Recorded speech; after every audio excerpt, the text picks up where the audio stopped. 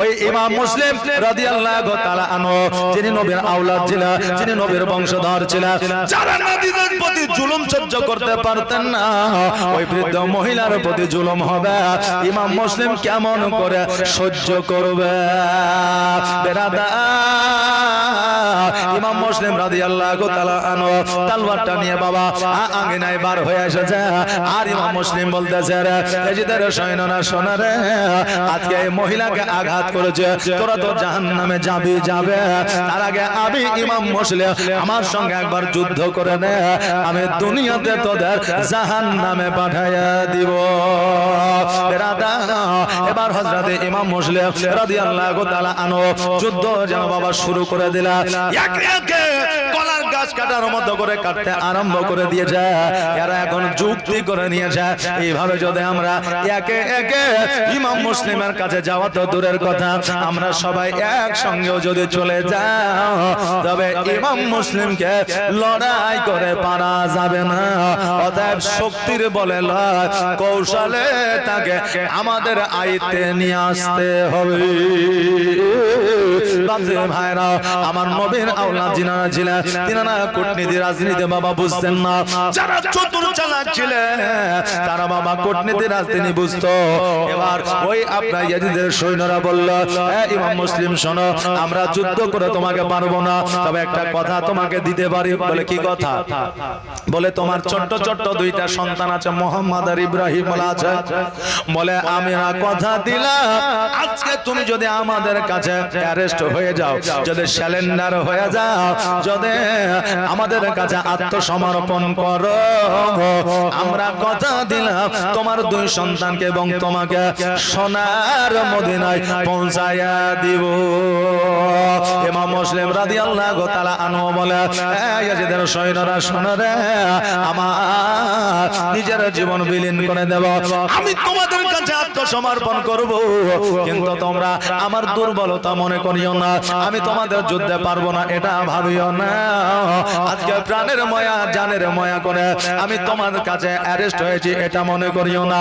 শুধুমাত্র আমার দুইটা সন্তান, মা হারা যাদের মা নাই, মায়ের সেবক মায়া মমতা পায় না, মায়ের আদর যত্ন পায় না, আজকে ওই সন্তানের দুইটার জন্য আমি তোমাদের কাছে আত্মসমর্পণ করলাম। আজকে আমার নবী বলে দিয়েছে, যাদের বাবা না জগতের মধ্যে সন্তানেরা এতে, ওই সন্তানের মা যদি বেঁচে থাকে, সন্তানের মা যদি সন্তানের দিকে লক্ষ্য করে, ওই মা যদি আর জিন্দেগিতে বিবাহ না করে, আল্লাহ রাসূল বলে দিয়েছে তার জন্য জাহান্নাম হারাম হয়ে যাবে। জোরে বলেন সুবহানাল্লাহ। যদি মা মারা যায়, বাবা যদি বেঁচে থাকে, যদি ওই বাবা যদি বিবাহ দ্বিতীয় না করে, তবে ওই বাবার জন্য জাহান্নাম হারাম হয়ে যাবে।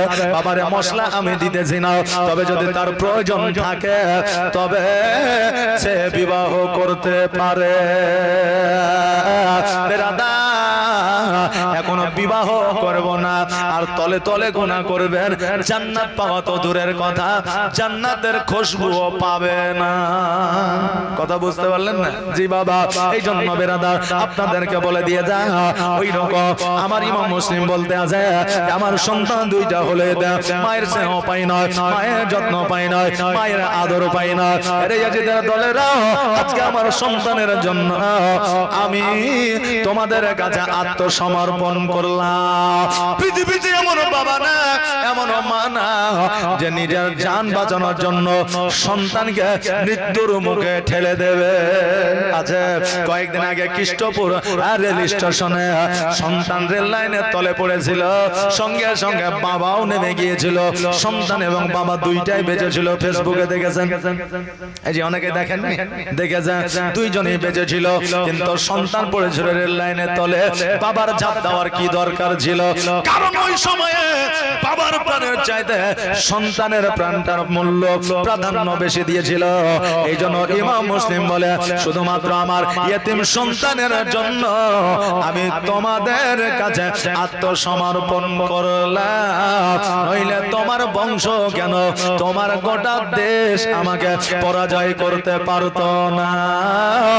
আজকে এদের যদি মা থাকতো, আমি তোমার তোমাদের কাছে আত্মসমর্পণ করতাম না?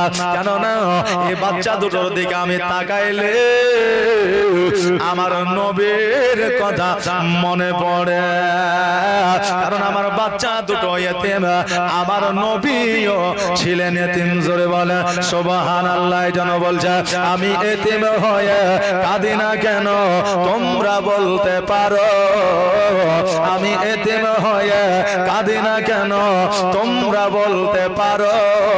এতিম ছিলেন আমার নবী, এতিম আমিও। নেই বাবা মা আমার, নেই যে বাড়ি ঘর, নেই বাবা মা আমার, নেই যে বাড়ি ঘর, আমার মতো কপাল পোড়া নেই তো ভবে, তবু মনে নিয়ে যন্ত্রণা, তবু মনে নিয়ে সান্ত্বনা কাটাই দিনেরা, তবু মনে নিয়ে সান্ত্বনা কাটাই দিনেরা। এতিম ছিলেন আমার নবী হযরত মুহাম্মদ, এতিম ছিলেন আমার নবী হযরত মুহাম্মদ।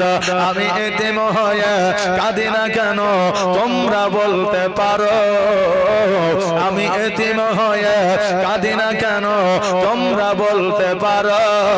এতিম ছিলেন আমার নবী, এতিম আমিও। বাবাদের ভাইরা, ইমাম মুসলিম রাদিয়াল্লাহু তাআলা আনহু চিন্তা করে, আল্লাহ গো, আজকে দুই সন্তানের দিকে তাকাইয়া আমি এজিদের কাছে আত্মসমর্পণ করলাম, যদিও তাদের কথার কোনো দাম নাই, মান নাই, তারা কখনো কি বলে তারা নিজেও জানে না। ইমাম মুসলিম রাদিয়াল্লাহু তাআলা আনহু বলে আমি নিজেকে আত্মসমর্পণ করলাম।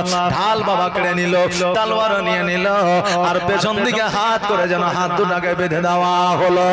সারা কুপার মধ্যে রাস্তা দিয়া হাঁটায়া হাঁটায়া ইয়াজিদের দরবারে নিয়ে যাওয়া হলো। এবার ইয়াজিদ ও যেন বলতে আছে, ইমাম মুসলিম শোনো রে, আজকে তুমি ইমাম হোসেনকে চিঠি পত্র লিখে দিয়ে যা। ইমাম মুসলিম শোনো, আজকে আমি যে সিংহাসনে আছি, আজকে সিংহাসনের কারণে আমি যে জায়গাতে আছি, এই জায়গার কারণে আজকে জগতের মধ্যে তোমাকে বেঁচে থাকতে দেওয়া হবে না, অতএব তোমার প্রাণ কেড়ে নেওয়া হবে, তোমাকে কতল করে দেওয়া হবে। ইসলামিক মানুষ যারা, শরীয়তি মানুষ যারা, মুসলমান যারা, মুমিন আপনার কতল হইলে তাদেরকে বাবা শহীদ বলা হয়, কিন্তু বেধর্মী যারা তারা কিন্তু কতলই বলে, শহীদ কিন্তু বলে না। আমাদের ঘরে এমন মুসলমান আছে যারা শহীদদেরকেও মৃত্যু বলে ঘোষণা দেয়। একবার আওয়াজ দিয়ে বলে নাউজুবিল্লাহ। শহীদেরা তো দূরের কথা, যারা নবের কালেমা পড়ে মৃত্যু বরণ করে তাদের লাশ পোকামাকড়ে খাইতে পারে না। একবার জোরে বলা যাবে না সুবহানাল্লাহ। ভাইরা, তাই আজকে জগতের মধ্যে শাহরুখ খানের দিওয়ানা হয়েন না, আজকে দেবের দিওয়ানা হয়েন না, আজকে কোন নেতার দিওয়ানা হয়েন না। দিওয়ানা যদি হতে হয় আবার নবীর দিওয়ানা হয়ে যায়, এই জগৎ মঙ্গল হবে, পরের জগৎ মঙ্গল হবে, বলেন ইনশাআল্লাহ। হ্যাঁ বাপজি ভাইরা, আজকে তিনারা নবীকে ভালোবেসে নিজের জীবন দিয়েছে, এটা ঠিক, কিন্তু কিয়ামত পর্যন্ত ইতিহাসের পাতায় তাদের নাম কানা বাবা জল জল করবে। আজকে ইমাম মুসলিম রাদিয়াল্লাহু তাআলা আনহু বলে, ইয়াজিদ শোনো রে, আজকে এরা আমাকে কথা দিয়েছে, আমাকে আমার সন্তানকে মদিনায় পৌঁছায় দেবে। ইয়াজিদ রে, আজকে আমাকে তোমরা শহীদ করে দাও, কোন দুঃখ ব্যথা বেদনা যন্ত্রণা আমার হবে না, হাসি মুখে খুশি মুখে আমার প্রাণ তোমার তলোয়ারের আগে আগায়া দেব, গর্দান আগায়া দেব, কিন্তু একটা রিকোয়েস্ট তোমার কাছে, আমার সন্তানকে তোমরা সোনার মদিনায় পৌঁছায়া দিও। রে যে আজকে 3টা ওসিয়ত আমার তোমরা পূরণ করে দিও, আর আমার জীবনের মায়া দয়া রইবে না। বলে কি ওসিয়ত বলো? বলে ওসিয়তটা পালন করবে। বলে আগে শুনি কি ওসিয়ত, আগে তো বলো। বলে পূরণ করে করব কি করব না সেটা আমার ব্যাপার, ওসিয়তটা আগে বলো শুনি। আমার ইমাম মুসলিম বলল 1 নম্বর ওসিয়ত হলো আমার কচি কচি 2টা নূরানিময় চারওয়ালা সন্তান মুহাম্মদ ইব্রাহিম তাদেরকে মদিনায় পৌঁছায়া দিও। দ্বিতীয়ত হলো আমার এই কুফাতে থাকার কারণে কিছু কিছু জায়গায় ধার দেনা হয়ে গেছে, বাকি হয়ে গেছে, আমার ঢালটা তালওয়ারটা বিক্রয় করে আমার ঋণগুলো পরিশোধ করে দিও। আর 3য় নম্বর হলো আমাকে শহীদ করার পরে আমার লাশটাকে আমার দেহটাকে দূর করে ছুড়ে ফেলে জঙ্গলে দিও না, আজকে আমাকে অন্যথায় ছাদের উপরে রেখে দিও না, আজকে খালি রাস্তায় ফেলে রেখে দিও না, আমার জন্য একটু কাফন দাফনের ব্যবস্থা করে দিও। এবার ইয়াজিদ কত বড় জাল্লাদ একবার দেখে, হায় রে আমাদের ঘরে কিছু মুসলমান আছে যারা ইয়াজিদকে আপনার রাদিয়াল্লাহু তাআলা আনহু বলে জোরে বলেন নাউজুবিল্লাহ, অনেকে ইয়াজিদের প্রশংসা করে, নাম করে, আজকে তারা কি এই ইতিহাস পড়ে না? তারা কি বই পড়ে না? তারা কি ন্যূনতম জ্ঞান অর্জন করে না? যে ইমাম মুসলিমকে বলেছিল, ইমাম মুসলিম রে তোমার সন্তানকে মদিনায় পৌঁছায় দিব এটার গ্যারান্টি দিতে পারবো না, তোমার লাশটাকে দাফন কাফন করব এটারও গ্যারান্টি দিতে পারবো না, তবে ঢাল আর তালওয়ার খানাকে বিক্রয় করে তোমার ঋণ পরিশোধ করে দিব, কেননা এতে আমার রাজত্বের উপকার আছে। বাবা ওই ইয়াজিদের মন ও মানসিকতা কেমন ছিল একবার দেখেন। ইয়াজিদ বলল আর দেরি করা যাবে না, দেরি করা যাবে না, এই ইমাম মুসলিমকে ছাদের উপরে নিয়ে যা, আর নিয়ে যাওয়ার পরে তাকে শহীদ করে দে। ইমাম মুসলিম বলল এরা তো আমাকে কথা দিয়েছিল আমাকে সোনার মদিনায় পৌঁছায় দিবে, আমার সন্তানকে সোনার মদিনায় পৌঁছায় দিবে। ইয়াজিদ মেজকে হাসি দিয়া, শয়তানে হাসি দিয়া বলল ইমাম মুসলিম শোনো, তারা কথা দিয়েছে আমি তো কথা দিই নাই, কারণ তারা হইল সৈন্য, তাদের কথার কোনো মূল্য নাই, এরা তো রাজা না, কারণ এদের কথা রাজার কাছে চলবে না। আমি যদি কথা দিতাম তবে তুমি বলতে পারতে, কারণ এদের কথার কোনো গুরুত্ব না। সৈন্যদেরকে অর্ডার দিল, হ্যাঁ সৈন্যরা যাও যাও ছাদের উপরে নিয়ে যাও, আর ছাদের উপরে নিয়ে যাওয়ার পরে আজকে ইমাম মুসলিমকে শহীদ করে দাও। বাবারে ছাদের উপরে নিয়ে যাওয়া হলো, হাত আর পা গুলোকে বাবা বেঁধে দেওয়া হলো। ইমাম মুসলিম করজনে আবেদন রাখে, ইয়াজিদের সৈন্যরা আজকে তোমাদের নবীকে কি মনে পড়ে না? নবীর কথাগুলো কি স্মরণে আসে না? আজকে নবীর আওলাদের প্রতি একটু দয়া মায়া কি হয় না? ইয়াজিদের সৈন্যরা আমি তোমাদের কাছে প্রাণের ভিক্ষা চাইব না, কেননা আজকে তোমরা মানুষের মতো মানুষ হইতে পারলা না, তোমাদের কাছে আমি প্রাণ ভিক্ষা চাইব না। অতএব শোনো রে, আমি আজকে অনেক সময় ধরে পিপাসায় রয়েছে, একটু পানি যদি আমাকে দাও আমি পানিটা পান করে নিতে যাই, তারপরে আমাকে শহীদ করে দাও। এবার বাবা একে অপরে আলোচনা করলো, বলে পানি দিবি রে? তো বলছে শেষ সময় পানিটা দিয়ে দে, এমনি তো শহীদ হয়ে যাবে, শহীদ তো করেই দেবো, ছাড় তো দিব না, তো পানি একটু দিয়ে দে। লোটাতে করে পানি নিয়ে আসলো, পানি নিয়ে আসার পরে ইমাম মুসলিমের হাতটা বাবা ছেড়ে দেওয়া হলো। ওই সময়ে ইমাম মুসলিম রাদিয়াল্লাহু তাআলা আনহু তিনি যদি মনে করতেন আমি এখান থেকে চলে যাব, যুদ্ধ করে আমি এখান থেকে বার হয়ে যাব পারতেন, কিন্তু পানিটা যখন বাবা পান করতে গেলে ওই বৃদ্ধ মহিলার বাড়িতে যে যুদ্ধ করেছিল,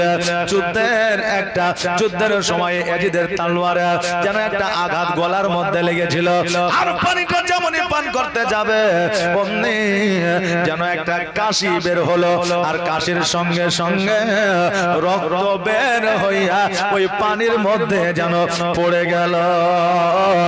আর ইমাম মুসলিম রাদিয়াল্লাহু তাআলা আনহু বুঝে নিলেন বাবা আজকে এখান থেকে আমার হায়াত শেষ, দুনিয়ার পানি জগতের পানি আর আমার পান করা হবে না।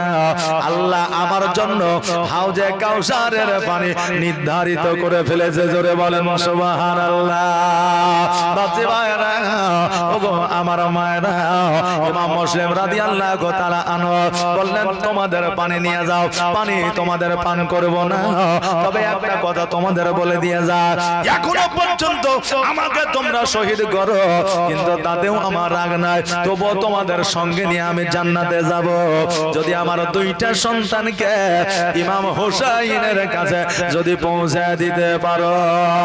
ইয়াজিদের সৈন্যরা বলল না না, তোমার দুই সন্তান জগতের মধ্যে আর বেঁচে থাকবে না। এই কথা বাবা আলোচনা হতে আসে, এমন সময় একজন সৈন্য বলল কথা বলে আর কি হবে, যত জগতের মধ্যে আর থাকবে না, দেরি নয় দেরি নয়, গল্প আর কথা নয়, তালওয়ারটা বাবা চালিয়ে দাও। যেমন এই কথা বলেছে অমনি একজন সৈন্য ইমাম মুসলিম রাদিয়াল্লাহু তাআলা আনহু গলার মধ্যে যেন বাবা ছুরিটা চালিয়ে দিয়েছে। আর যেমন চালিয়ে দেওয়ারে বাবা ধর থেকে মাথাটা যেন আলাদা হইয়া ছাদের উপর থেকে মাথাটা যেন ছাদের নিচে পড়েছে। ইমাম মুসলিম রাদিয়াল্লাহু তাআলা আনহু দুই চোখের পানি ছেড়ে দিয়ে বলে, ভাই হোসাইন রে, আজকে আমি কুফার খবরটা পরিপূর্ণ ভাবে না লইয়া আমি আজকে তোমাকে মদিনায় চিঠি পাঠিয়ে দিয়েছি, তবে গায়েবী আওয়াজ যদি তুমি পেয়ে যাও কুফাতে আর আসিও না। তুই চোখের পানি ছেড়ে দিয়ে কান্দা।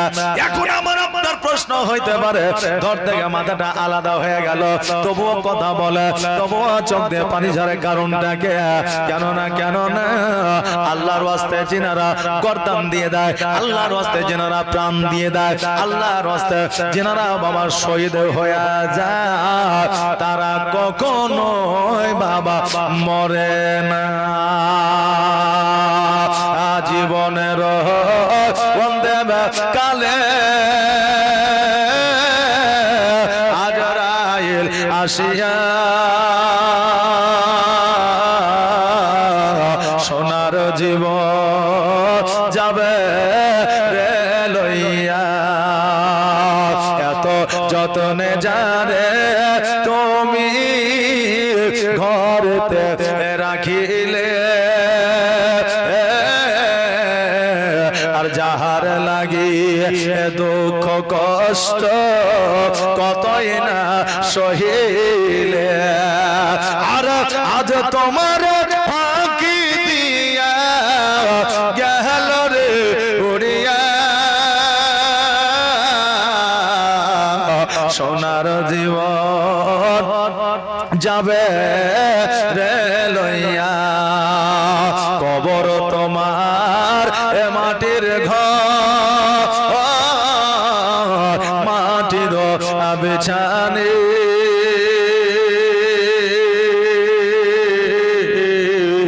চতুর্দিকে মাটি তোমার বাঁশের ছাউনি, কবর তোমার মাটির ঘর,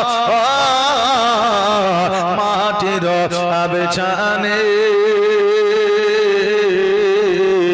চতুর্দিকে মাটি তোমার বাঁশের ছাউনি, আর কেমন করে রইবি রে ভাই ওই অন্ধকার কবরে,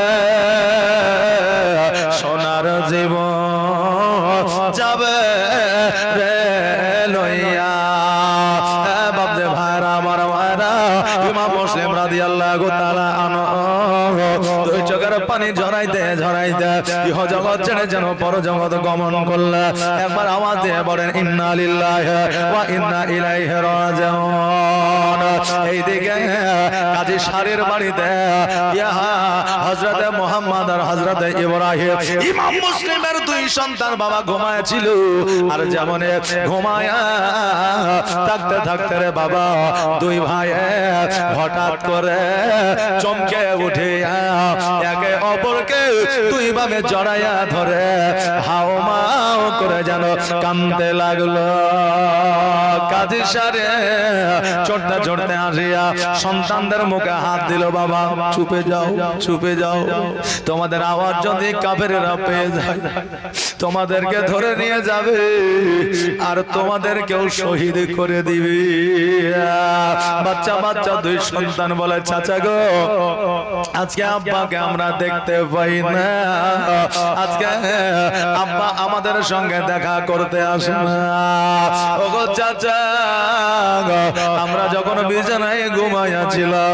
আমরা স্বপ্নের মাধ্যমে দেখলাম আমার আব্বাকে শহীদ করে দিয়েছে আরেকজন ভাই বলে ভাই রে তুমি যে স্বপ্নটা দেখেছো আমিও সেই স্বপ্নটা দেখেছি ভাই রে আমার নবী বলে দিয়েছে আওলাদে রাসূল যারা হয় তাদের স্বপ্ন কখনো মিথ্যা হয় না চাচা গো সত্যি করে বলো আমাদের আব্বা কোথায় আছে চাচা আজকে যতক্ষণ পর্যন্ত না বলিবা আমাদের দুই ভাইয়ের কলিজায় শান্তি আসবে না গো চাচা আমরা শান্তি পাইব না মদিনা মদিনা করে আমার আব্বা কতই না ইমাম হোসেনকে বাঁচানোর কারণে আজকে সারা কুফার মধ্যে ঘুরে যায় কুফা থেকে বার হইতে পারে নাই আমাদেরকে বার করতে পারে না ও চাচা একবার বলে দাও আমার আব্বা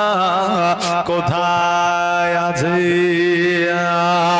কাজী শারীর বলে বাবা তোমরা চিন্তা করিও না তোমাদের আব্বা আসবে বাবারে আজকে কাজী শারীর চিন্তা করিল আজকে বাচ্চা দুটোকে যদি সত্য কথা বলে দেয় তারা হাউমাউ করে কান্না করবে আর কাফেরের লোকেরা ইয়াজিদের লোকেরা কান পেতে আছে খবর যদি পায় বাচ্চা দুটোকে ধরে নিয়ে যাবে এই জন্য কাজী শারীর যেন কথাটা বলল না এখন কাজী শারীর মনে মনে চিন্তা করে ইমাম মুসলিমকে শহীদ করে দিয়েছে এই বাচ্চা দুটোকে আর রাখবে না তবে কুফাতে আর রাখা যাবে না সুন্দর করে গোসল বানিয়ে দিয়েছে খাবার অনেক রকমের যেন বাবা খাবার রেখেছে কুরবানি ছাগলকে যেমন আমরা খাবার খাওয়ায় গোসল বানিয়ে দিই আমরা যেন মালা পরাইয়া দিই ওই রকম বাচ্চা দুটোকে নতুন পোশাক দিয়েছে যেহেতু কুফা থেকে মদিনায় পাঠাইয়া দিবে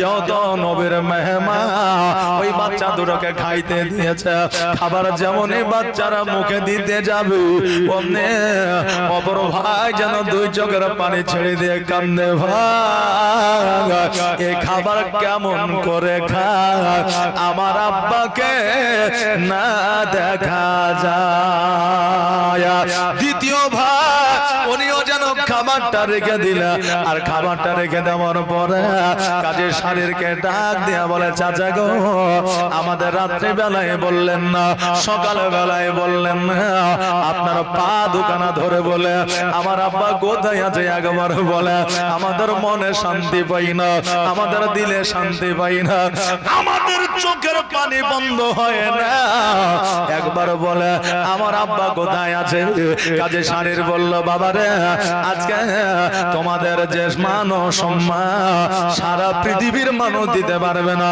অতএব আমার পদধূলি তোমাকে নিতে হবে না আজকে তোমাকে সত্য কথা না বলে আমি থাকতে পারলাম না বাবা আজকে তোমাদের সত্য কথা আমি বলে দিয়ে যাই আজকে থেকে কিয়ামত পর্যন্ত তোমার বাবা আর তোমাদের কোলে নেবে না ইব্রাহিম মোহাম্মদ বলে খোঁজ নেবে না আজকে তোমরা খেয়েছো না খাও নাই এই কথা শোনার জন্য তোমার আব্বা আসবে না আজকে তোমার আব্বা তোমাদের কোলে নিয়ে কপালে চুম্বন করবে না বাবা রে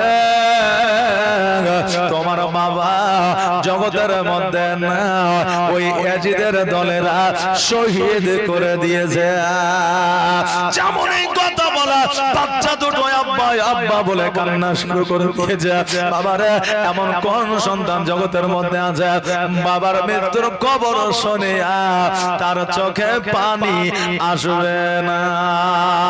আর বাড়ির পাশে বাবার কবর তবু দেখা হয় না। আজ বাবা আমার ভুলে গেলে ভোলা তো যায় না।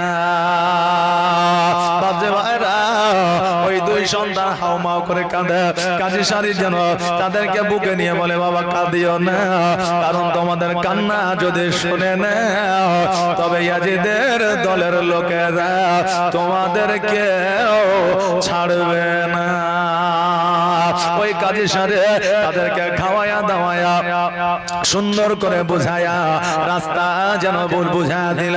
বলে এখান থেকে টানা পশ্চিম দিকে রওনা হয়ে যাবে। ওই জায়গায় তোমরা সারা রাত যদি যাও তবে তোমরা সোনার মদিনায় পৌঁছে যাবে। এখন কথা হলো দায়িত্বটা দিয়েছিল কাজী শাড়িরকে, কিন্তু আবার কাজী শাড়ি তার সন্তানকে দায়িত্বটা দিয়েছিল। কথা বুঝতে পারলেন? এই জন্য যদি কেউ ওসিয়ত করে যায় নিজে পালন করার চেষ্টা করবেন, কারণ আপনার মধ্যে যে গুরুত্বটা থাকবে আপনি যাকে দায়িত্ব দিবেন তার মধ্যে সেই গুরুত্ব থাকবে না। থাকবে? থাকবে না। এই জন্য আপনাকে আপনার বাপ মা আত্মীয় স্বজন যদি ওসিয়ত করা যায় ওই ওসিয়তটা নিজে পূরণ করার চেষ্টা করবে। কাজী শাড়ির একটা ভুল করেছিল, ওই ভুলটা হইল আজকে ওই বাচ্চা দুটোকে নিজে মদিনায় না পৌঁছে দিয়া তার সন্তানের কাছে দায়িত্ব দিয়েছিল। বাবারে আমি বৃদ্ধ হয়ে গেছি, আজকে তুমি জোয়ান আছো, বাচ্চা দুটোকে কোলে করে লইয়া একটু সোনার মদিনায় পৌঁছায়া দিও। কিন্তু কাজী শাড়ির সন্তান এবার ওই বাচ্চা দুটোকে নিয়ে চলতে আরম্ভ করলো। চলতে চলতে এবার যাওয়ার পরে তার কাছে একটা খবর আসলো যে কুফা থেকে কাফেলা মদিনাতে যাবে। ওই কাফেলার সঙ্গ যদি বাচ্চা দুটোকে ধরা দিতে পারে তবে আমার আর মদিনায় যাওয়া লাগবে না, বাচ্চারা অটোমেটিক মদিনায় পৌঁছায়া যাবে। এগুলোকে বলা হয় অলস। কি বলা হয়? অলস। এরা জিন্দেগিতে তারা কোনোদিন কোনো কিছু করতে পারবে না, ভবিষ্যতে তাদের আলো আসবে না, অন্ধকার হবে। যার মধ্যে পরিশ্রম নাই সে জিন্দেগিতে পপুলারিটি অর্জন করতে পারে না। ওই কাজী শাড়ির সন্তান বাচ্চা দুটোকে বলল ওই দেখার সামনে একটা জল জল করে লাইট জ্বলে, ওই লাইটটা আর কারণ নয়, ওটা হলো কাফেলার লাইট, আলো। ওই আলোটার সঙ্গ তোমরা নিয়ে না তবে তোমরা সোনার মদিনায় পৌঁছায়া যাবে। আচ্ছা বলেন বাবা, আচ্ছা মা আমাদের সম্মুখে যদি মৃত্যুর খবর পাওয়া যায় কার মন ভালো থাকবে? থাকবে? আচ্ছা যদি এখনই এলান হয়ে যায় এই পাড়াতে যে আপনার বসনপুরে একটা বাঘ ঢুকে গেছে, যাকে পাইছে তাকে ধরছে, আচ্ছা বলেন জালসাই লোক থাকবে? জি বলেন, জালসাই লোক থাকবে? বলে বাইচা যদি থাকে তো আবার জালসা হবে, তবে এই রাউন্ডে বাড়ি যায় নাকি?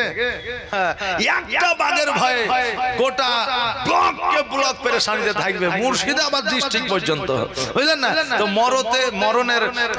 মরণ যখন আমাদের আপনাদের চোখের সামনে থাকবে তখন কি করব নিজেই খুঁজে পাবো না। কিন্তু নবীর আওলাদের মরণের কি ভয় ছিল না? তাদের মাথায় একটাই চিন্তা ছিল, কখন সোনার মদিনায় পৌঁছাবো আর আমার চাচা ইমাম হোসেনের কাছে খবরটা দেব যে কুফার মানুষ ভালো না, ভালো না। কিন্তু তাদের মরণের ভয় ছিল না, ইমাম হোসেনের কাছে খবরটা দেওয়া তাদের আসল উদ্দেশ্য ছিল। ওই কাজী শাড়ির সন্তান বাচ্চা দুটোকে যখন একটা আলো দেখিয়ে দিল, ওই বাচ্চা দুটো ছুটতে আরম্ভ করলো। বাবারে ছোট্ট ভাই বলে ভাই আমি আর দৌড়াতে পারি না। এখন বড় ভাই বলে আর একটু দৌড়াও, ওই লাইটের অনেকটা কাছে চলে এসেছি। কিন্তু বাবা লাইটের মায়েদের কাছে যাইতে পারে না। দেখবেন অনেক সময় আমরা যখন রাত্রে বেলায় চলি, চন্দ্র উঠে আকাশে, উঠে না, তা আমরা চললে দেখবেন চন্দ্রটাও মনে হচ্ছে চলছে, তাই কেন? দেখবেন খালি মাঠের ওই পারে, যেমন এটা হলো বসন্তপুর, আমার বাড়ি শেখপাড়া, তো মাঝখানে শুধু মাঠ, তাই কেন? এখন জল ট্যাঙ্কি এখান থেকে দেখা যায়, অনেকে হয়তো দেখতে পান জল ট্যাঙ্কি। তো জল ট্যাঙ্কির উপরে যদি একটা লাইট লাগিয়ে দেওয়া হয় তো মনে হবে না যে শেখপাড়ায় আছে, মনে হবে যে আমাদের মাঠেই আছে, দেখে ওই রকমই মনে হবে, তাই না? যে হ্যাঁ, তো বাচ্চা ছেলে ওই লাইট কোথায় জ্বলছে তারা জানে না, কিন্তু তারা মনে করছে এই লাইটটাই আমাদের ঠিকানা। তারা ভেবে নিয়েছে যেহেতু তাদেরকে লাইটটা, আলোটা দেখিয়ে দিয়েছে, তোরা মনে করছে এই লাইটটাই আমাদের ঠিকানা।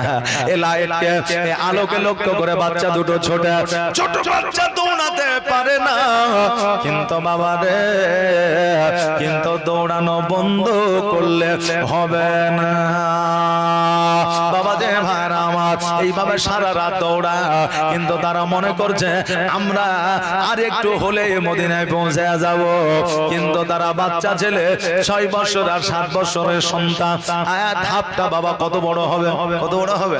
আমি যদি এখান থেকে রোডের উপরে 1 মিনিটে যাই, তবে বাচ্চাদের লাগবে 17 মিনিট, না লাগবে না? আমি যদি এখান থেকে ভগবান গোলা যদি হেঁটে যাই 1 ঘন্টায় যাব।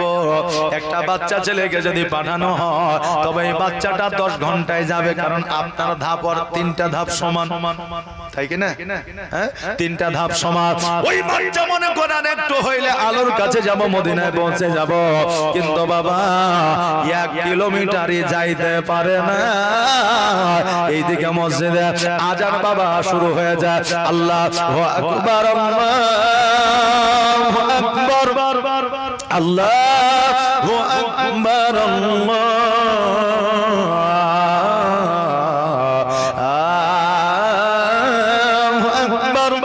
আশহাদু আল্লা ইলাহা ইল্লাল্লাহ,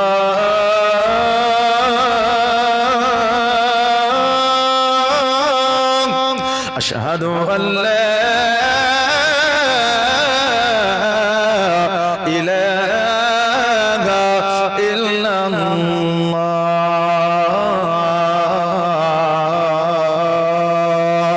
আসসালাতু খায়রু মিনান নাওম,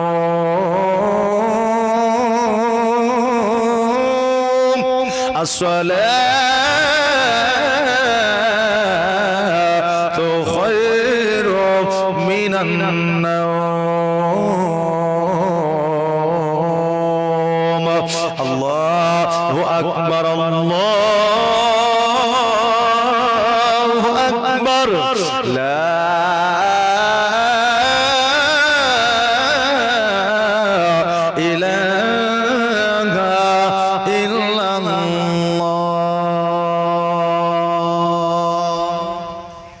আজান সমাপ্ত হইল।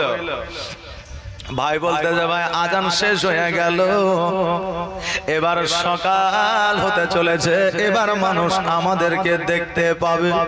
কারণ আজানের পরে জামাত হয়ে গেলে দেখবেন দূর থেকে মানুষ দেখালে বোঝা যায় না, যায় না? দেখলে বোঝা যায়। আজানটা বা পূর্ণাঙ্গ দিলাম না, পুরোপুরি দিলাম না, কেন? যে আজানটা যদি পুরোপুরি দিতাম তো অনেক বুড়া মানুষ আছে এখন বিছানা লিয়েছে, ঠান্ডা দিন আবার আজকে বুঝলেন না, 2 দিন 3 দিন গরমে ঘুম হয়নি, আজকে একটু তৃপ্তিদায়ক ভাবে ঘুম মারবে। আর যখন আসসালাতু খায়রু মিনান নাওম শুনেছে চট করে উঠে যাবে, বাপ রে এখনই ঘুমাইলাম, ফজর হয়ে গেল, উজু করে বসে থাকবে, এদিকে ফজরের ওয়াক্তই আসছে না। হ্যাঁ, সকালবেলা বলে তোরা আচ্ছা মলবিলি হয়ে দিলে রে, যায় 9টার সময় দিয়ে ফজরের আজান। হ্যাঁ, এই জন্য বাবা পূর্ণাঙ্গ আজান দেওয়া যাবে না।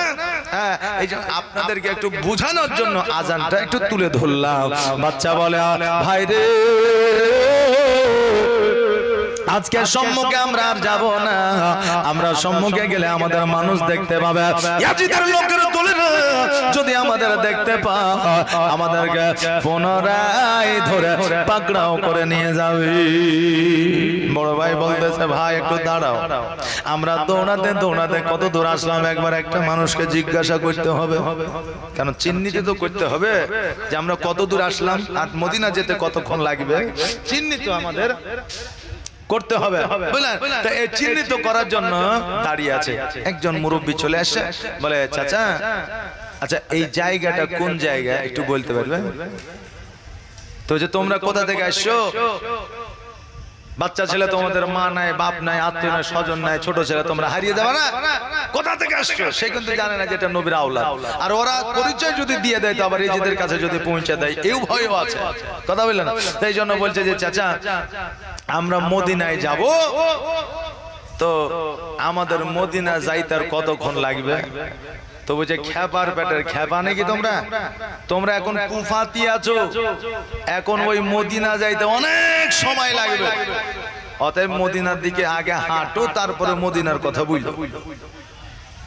জি, এখন আমি আরবে যাব, এখন আমি বসন্তপুরে বাড়ি, বসন্তপুরে আছি, দিয়ে আমি কারো কাছে গল্প করছি যে আমি আরবে যাব, যাইতে কতক্ষণ লাগবে? তো বলে পাগলা, আগে পাসপোর্ট ভিসা কর, তারপরে পুলিশ নাকি?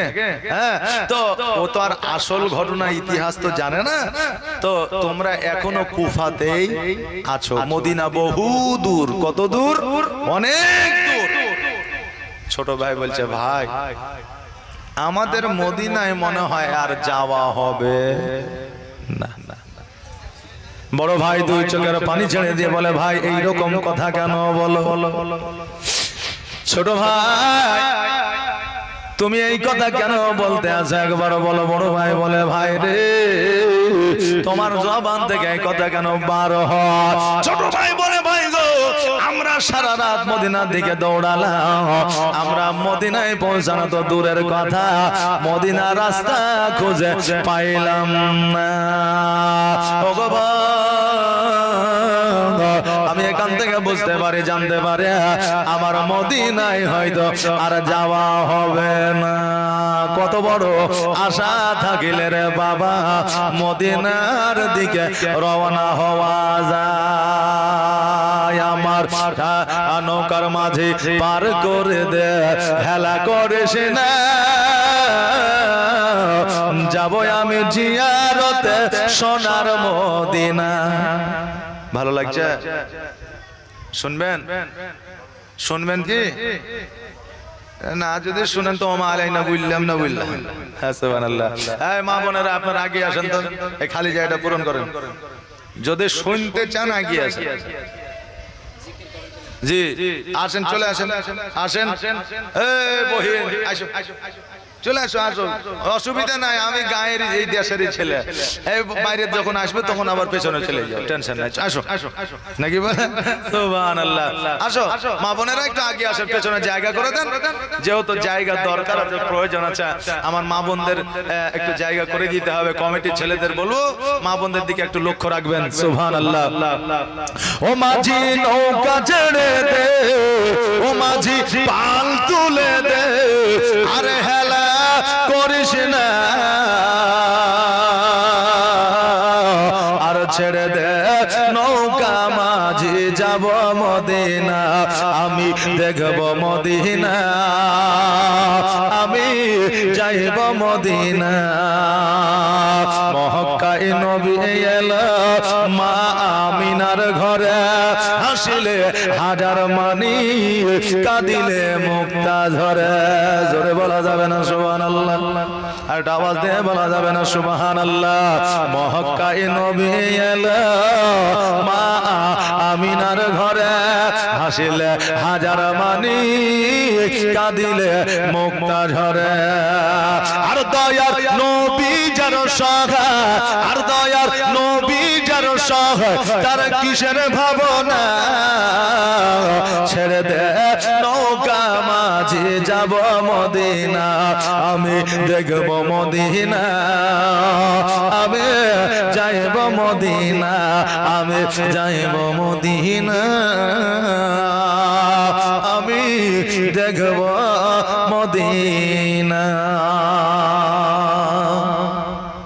এখন এইরকম গজলগুলো যখন বলি, অনেক নিউ জেনারেশনের ছেলেরা যারা বলে হুজুর গজলগুলো অনেকদিন শুনেছি কিন্তু এখনো ওই গজলগুলো শুনতে পাই, তার মানে কি বলে অন্য নতুনত্ব কিছু গজল চাই। বুঝলেন না?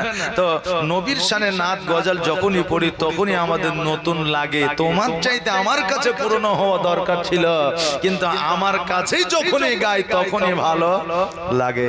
এখনকার ছেলেরা, এখনকার মেয়েরা জালসার মধ্যে অনেক সময় কিছু বাউল গান আর কিছু আপনার ফকিরি গান চয়েস করছে, বুঝলেন না, পছন্দ করছে। যদি বলতো নাকি বলেন সুবহানাল্লাহ। তবে বাবা সমাজ পরিবর্তনের কারণে যদি কেউ বলে থাকে তবে বলা যাবে, তবে সেই জায়গাতে যেন কোন রকম ভাবে বেয়াদবি না থাকে।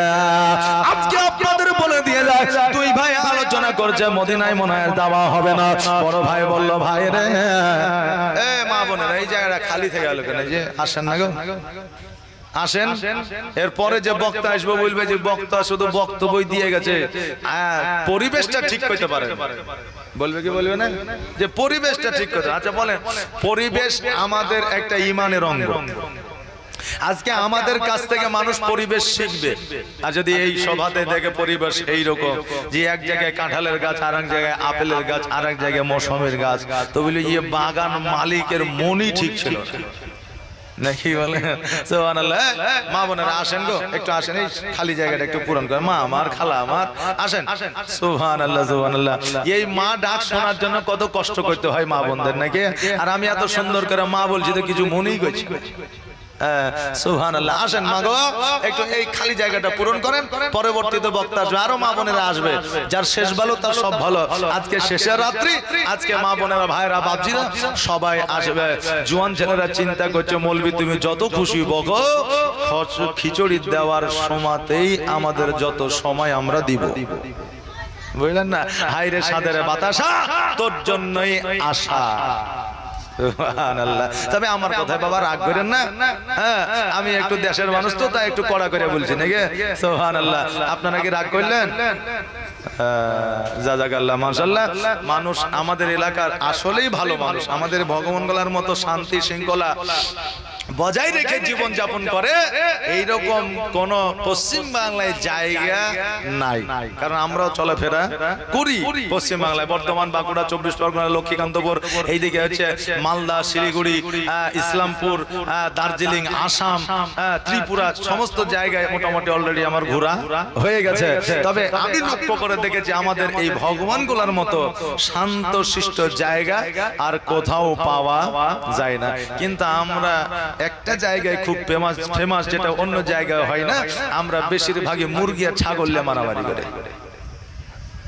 আমরা এলাকায় বেশিরভাগই ছাগল আর মুরগি ঝগড়ালে, কি ব্যাপার ওর ছাগলে ধান খাই লিয়েছে, এই ঝগড়ালে কি ব্যাপার বলছে ওর মুরগি ডিম পাড়িতেও ভুল করে ওর বাড়িতে ডিম পাড়িয়ে দিয়ে কথা বললেন। এই সামান্য জিনিস নিয়ে আমাদের মধ্যে হয়। আল্লাহ যেন সকলকে সুস্থ ভালো রাখে এবং বিপদ আপদ থেকে এবং ফিতনা ফাসাদ থেকে যেন বাঁচিয়ে রাখে। সকলে বলেন আমিন সুম্মা আমিন। এখনো জায়গাটা পূরণ হলো না গো। এই দেশের মা বোনেরা বাংলায় বুঝে না, হুজুরকে ইংরেজিতে বলাইতে হবে মনে হয়। হুজুর একটু ইংরেজিতে বলিয়ে দিয়েন তো। সুবহানাল্লাহ, জাযাকাল্লাহ মাশাআল্লাহ। আসেন, সময় কম, জীবনে বাচ্চা দুটো একে অপরে ভাই ভাই বলে, ভাই রে চলো আমরা গাছের উপরে উঠে যাব, আমরা সারাদিন গাছের উপরে থাকবো, নিচে দিয়ে মানুষ চলাফেরা করবে, আমাদের দেখতে পাবে না। আবার যেমনই সন্ধ্যা হয়ে যাবে আমরা মদিনার দিকে রওনা হয়ে যাব। আরে ওই বাচ্চা দুটো গাছের উপরে আছে, কিন্তু ওই বাচ্চা দুটো গাছের বেশি উপরে যাইতে পারবে না, একটু গাছের নিচে আছে। তারা মনে করছে আমরা অনেক উপরে আছি, তাদের ভাবনা, তাদের চিন্তা, জি বুঝলেন না, তাদের ভাবনা চিন্তা যে আমরা অনেক উপরে আছি, কিন্তু বেশি উপরে নাই। বেরাদার, একজন মা একজন কন্যা পুকুরে পানি নেওয়ার জন্য এসেছে, যেমনই বাবা লোটাতে পানি নিতে যাবে, ওই বাচ্চা দুটো গাছের উপরে বসে আছে, পানির মধ্যে আয়নার মতো জলজল করে ওই বাচ্চা দুটোর চেহারা দেখা যাচ্ছে। বাচ্চা দুটোকে লইয়া যেন বাবা এবার বাড়ির দিকে নিয়ে যাবে চিন্তা আছে। বাচ্চা দুটোর দিকে তাকায়া দেখছে। এবার এক ভাই অপর ভাইকে জড়াইয়া ধরেছে, বলে ভাই আমাদের আর কোন রকমের ছাড় না। মহিলা বলছে বাবা নিচে আসো, তোমরা কে গো? এত সুন্দর চেহারা নিয়ে তোমরা গাছের উপরে বসে আছো।